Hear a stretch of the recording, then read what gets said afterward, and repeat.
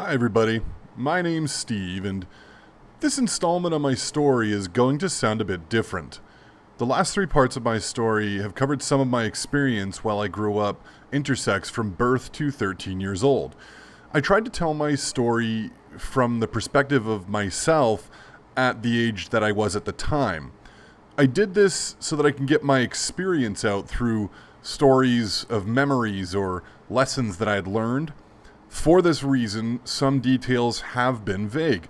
However, I'm sure some of you may be curious about what caused me to have these experiences, and I'm eager to share.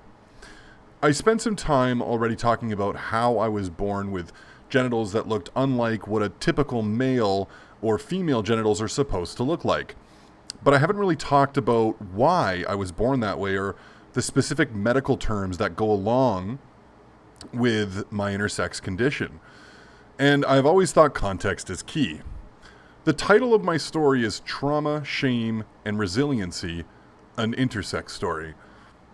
The important emphasis on the "and" part there is because at this time I really want to make sure I acknowledge that what I'm about to describe is just one of the many conditions that can cause someone to be intersex.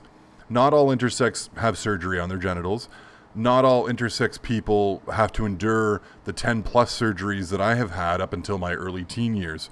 For some, they may not even find out until they're adult, if ever. So with that information, this is what happened to me. So I'm a huge superhero fan, and the X-Men and their mutant superheroes with all the really cool, unique abilities always fascinated me. So what happened to me was sometime during my development in the womb, one of my genes mutated. Now, these things happen in life all the time, and the X-Men made these mutations fantastical, but in real life, most mutations are pretty boring. Some are cool, almost like superpowers, like being born with a natural defense against malaria, and some, like my mutation, affect the gene that controls androgen receptors. Well, long story short, my body makes testosterone, however less than average, but my body can't use the testosterone, or put more accurately, can't use it properly. In my case, I was born with partial androgen insensitivity syndrome, or PAIS for short. There are other issues with my hormones as well, but they're all kind of connected. Now, the difficult part is that even up until I was 13 and at the end of part 3, I hadn't yet figured out why I was born the way I was, or that I had PAIS, which caused my disorders of sex development, which I wanted to bring up. People have challenged me since I began telling my story and talking about it online and through these videos. They've challenged my legitimacy. They have bullied me out of spaces online, as I don't exactly fit their mold, and I have found it difficult at times, I must admit. One of the things I keep seeing online, though, is this idea that intersex people must know exactly what's wrong with them as it gets identified at birth. This is absolutely not always the case, and I wanted to bust that myth wide open.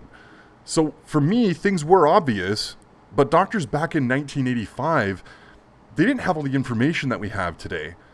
Everyone knew that I was born with the obvious visual signs.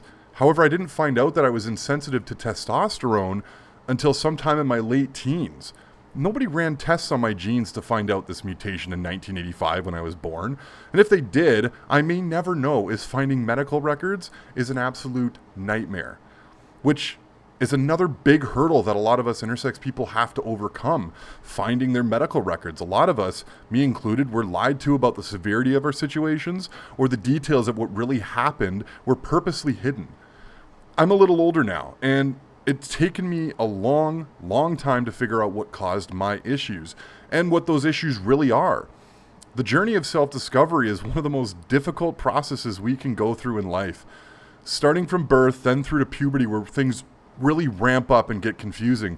Imagine trying to find yourself when so much was taken away or hidden from you. For intersex people, this journey of self-discovery can take what feels like a lifetime to get through.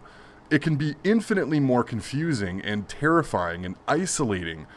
For these reasons, compassion is always the best approach to anyone in your life that may be going through this themselves or something similar.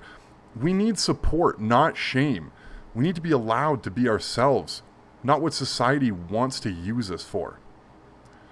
I'll continue the timeline of my life in part 5, and I just wanted to say thank you so much for watching.